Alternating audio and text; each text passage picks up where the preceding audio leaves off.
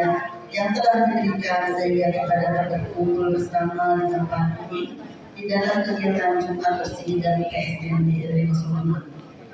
Salawat serta salam terbaik kepada Nabi Muhammad Sallallahu Alaihi Wasallam beserta sahabat dan keluarganya. Semoga kita kelak mendapat syafaatnya. Amin ya rabbal alamin. Perkenalkan. Assalamualaikum warahmatullahi wabarakatuh. Yang terhormat kepada Ibu Dr. Alina dari Puskesmas Kalimantan Selatan beserta yang terhormat Ibu KCSK beserta staf PKK Kelurahan Kalimantan, Ibu-ibu RT dan Bapak RT dari RW 06, teman-teman koordinator Kelurahan Kalimantan 470 positif jumlah bebas certifikat 470, MDJ 100%. Untuk hasil ini yang dikunjungi 327 rumah, positif 0, jumlah tempat cantik energi 327, KBJ-nya 100%.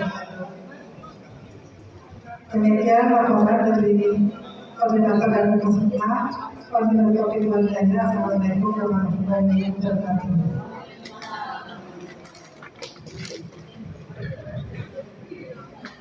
Terima kasih atas laporannya kepada Ibu.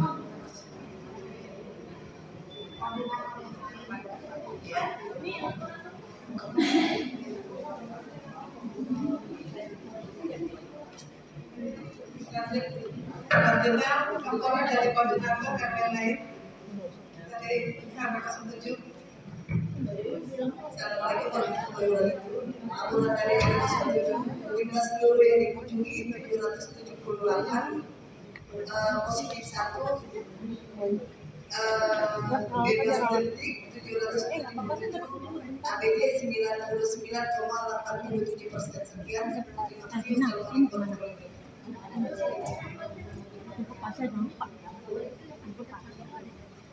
Assalamualaikum warahmatullahi wabarakatuh. Laporan dari RW 01 yang diperiksa 811, positif 3, bebas detik 808, ABJ 99,63%. Terima kasih. Assalamualaikum warahmatullahi wabarakatuh.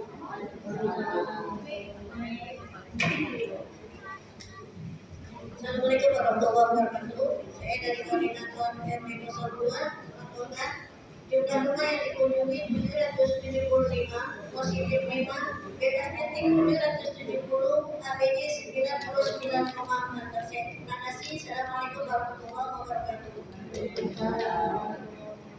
Assalamualaikum warahmatullahi wabarakatuh. Dari RW 3, jumlah rumah yang diperiksa 744, positif 2, bebas detik 742, ABJ 99,42%. Terima kasih. Wassalamualaikum warahmatullahi wabarakatuh. Assalamualaikum warahmatullahi wabarakatuh. Dari RW 04, jumlah yang diperiksa 800, positif 2, bebas detik 798, ABJ 99%. Dari Taufiq Hidayah. Wassalamualaikum warahmatullahi wabarakatuh.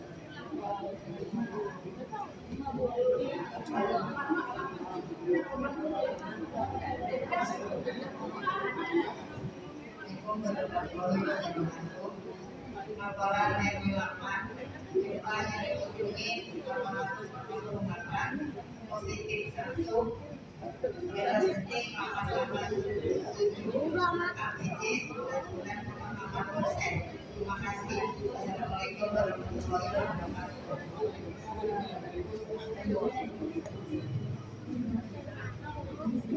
Assalamualaikum warahmatullahi wabarakatuh.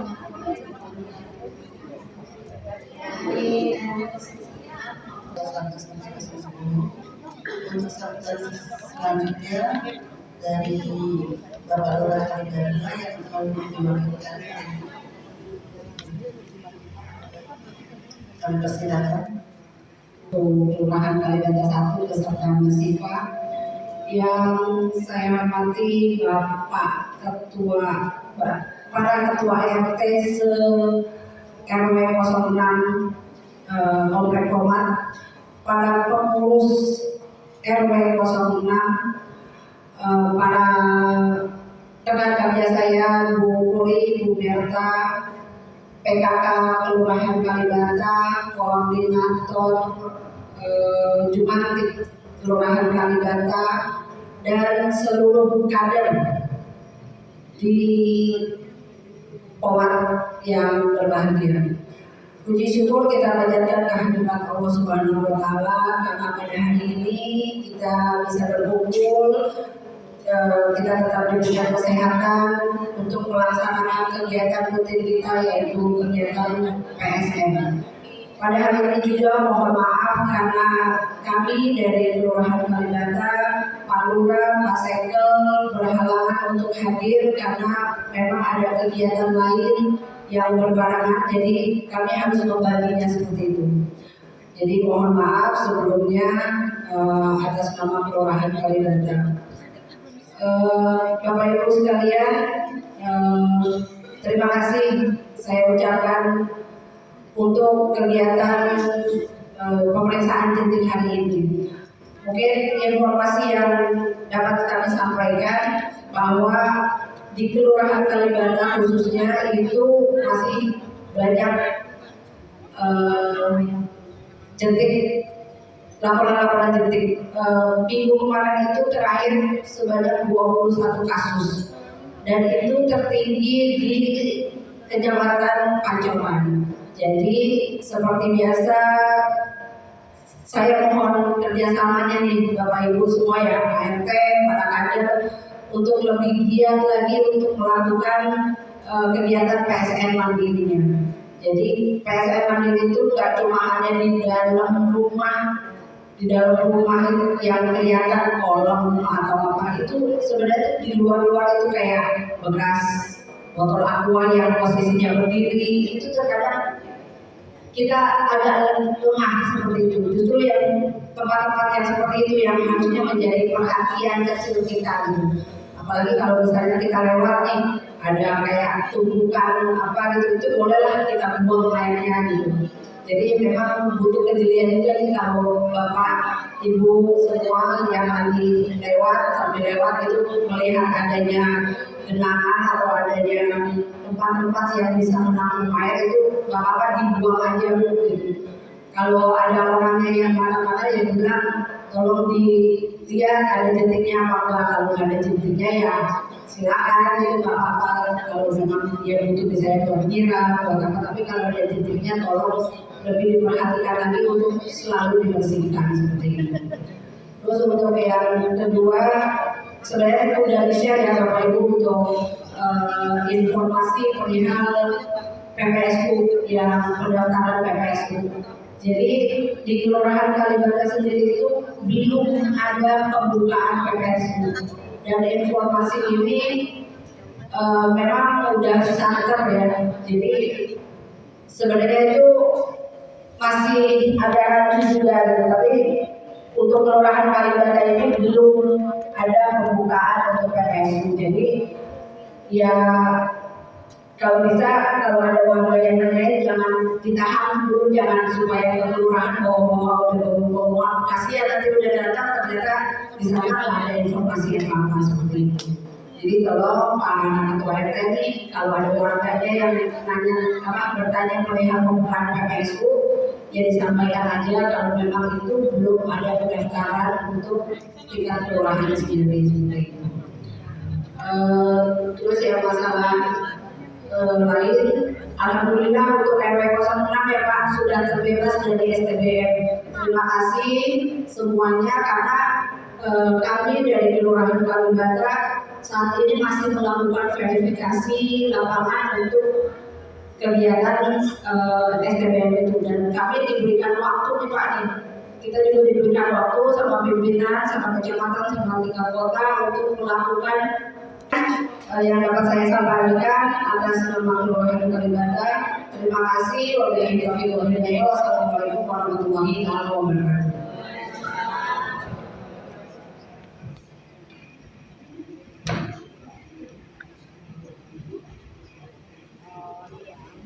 Terima kasih atas sambutan dari Wakil Kelurahan.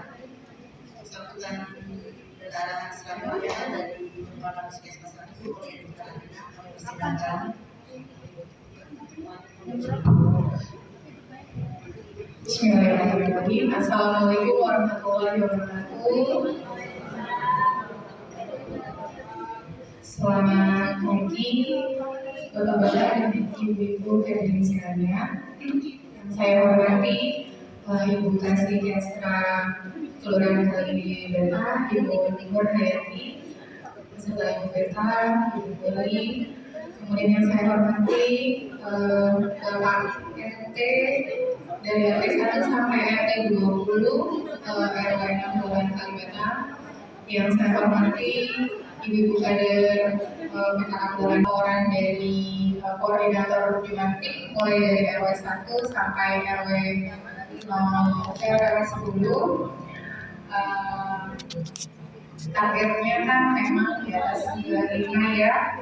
Alhamdulillah semuanya mencapai target ya, ibu-ibu yang tadi sudah dilakukan ya. Alhamdulillah untuk kondisi kasus DBD di Kelurahan Kalibata, khususnya wilayah Terjepes Kalibata 1, untuk minggu ini pun alhamdulillah tidak ada kasus, tapi mudah-mudahan tidak membuat kita menjadi lemah ya, atau longgar untuk pelaksanaan berdasarkan KSN di wilayah kita masing-masing.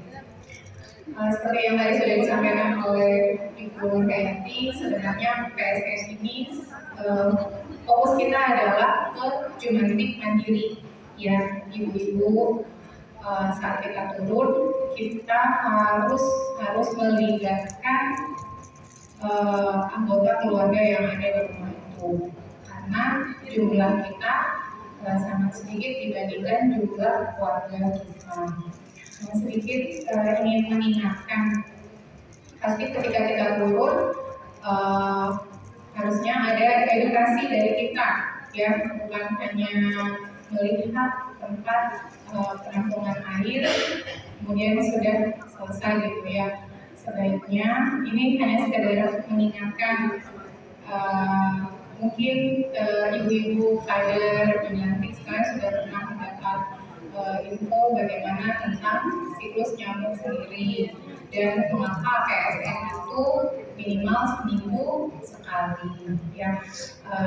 Sedikit mengulang kembali, jadi siklusnya itu kan mulai dari telur nyamuk. Nah, si nyamuk dewasa ini sekali bertelur, nyamuk betinanya itu 100 sampai 150 telur ya. Telur ini tidak bisa kita lihat dengan mata ya, dan dia menetas ketika kena air itu 1 sampai 2 hari. Tapi misalnya ada tempat penampungan air yang awalnya ada air terus nggak jadi terus kering, telur itu masih bisa bertahan walaupun tidak ada air selama 6 bulan. Makanya perlu dicuci pakai sabun ya, telurnya pun mati. Bukan hanya ada tempat genangan air buang sudah. Jadi kita ingatkan lagi harus menggunakan sabun, bukan hanya buang airnya saja. Nah, kemudian tahap kedua, apa ibu-ibu setelah telur menetas menjadi jentik. Nah, jentik ini umurnya panjang ya, sekitar 1 minggu 6 sampai 8 hari. Nah, jentik, kenapa kita fokusnya ke jentik dan kenapa pemeriksaannya seminggu sekali? Karena satu, tempat hidupnya terbatas hanya di wadah yang ada airnya, kan nggak mungkin di tanah ya Bu ya. Nah, yang kedua, gampang melihatnya. Kalau kaget telur nggak terlihat sama mata kita, ini gampang melihatnya, dia gerak-gerak. Nah, ketika kita melihat tempat penampungan air, oh sudah Jangan terlalu cepat kita berpaling ya. Usahakan ada sekitar 30 detik ya kita center gitu. Kalau misalnya memang pencahayaannya bagus, nggak pakai center pun bisa. Ini dia udah males gerak ya, karena bagian depannya udah besar, udah menyerupai nyamuk dewasa, cuma tinggal ekornya sedikit lagi. Ini pendek, cuma 1-2 hari. Nah setelah itu berubah menjadi nyamuk dewasa. Nyamuk dewasa pun umurnya tidak lama, rata-rata cuma 14 hari, ya maksimal 3 bulan. Cuma kan nyamuk dewasa itu sebagian besar dia istirahatnya paling senang di dalam rumah. Jadi siklus hidup nyamuk kedua bergantungan, jadi benda-benda yang bergantungan. Ya, yang ketiga bau keringat manusia. Jadi kan kadang mungkin masih ada yang ini bajunya baru dipakai nih, baru 1 kali ya, masih bersih, apalagi cuma sebentar misalnya digantung lah. Nah itu nyamuknya suka tuh di situ. Nah yang keempat adalah gelap. Nah jadi nyamuk dewasa itu sukanya area-area sekitar itu di dalam rumah. Tapi kita tidak perlu membedakan sebelum ini nyamuk Aedes aegypti atau nyamuk Anopheles ya. Ini yang menyebabkan DBD atau menyebabkan kaki gajah ya. Jadi intinya walaupun banyak nih penyakit yang menyebabkan yang disebabkan oleh nyamuk, tapi kalau untuk membasmi nyamuk itu kan repot ya, kita harus menggunakan insektisida semprotan. Nah itu juga bahan kimia yang kalau terhirup ya sekali nggak libatkan mereka ketika melakukan pemeriksaan jentik itu, kemudian sampaikanlah edukasi berkali-kali ya Bu ya. Ada salah siapa tahu semakin diulang-ulang semakin ingat, mudah-mudahan juga diterapkan. Karena balik lagi prinsipnya pencegahan lebih baik daripada mengobati ya. Memang pastinya kalau sudah sakit pasti kita lebih aware ya, lebih peduli ya, kaget gitu ya. Wah bisa sakit nih, berarti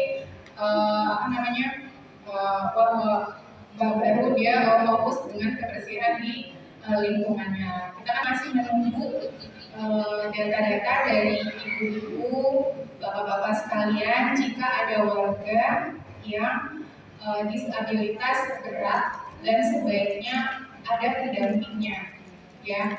Kita harapkan ada kesalahan dalam penyampaian. Billahi taufiq wal hidayah. Wassalamualaikum warahmatullahi wabarakatuh. Waalaikumsalam.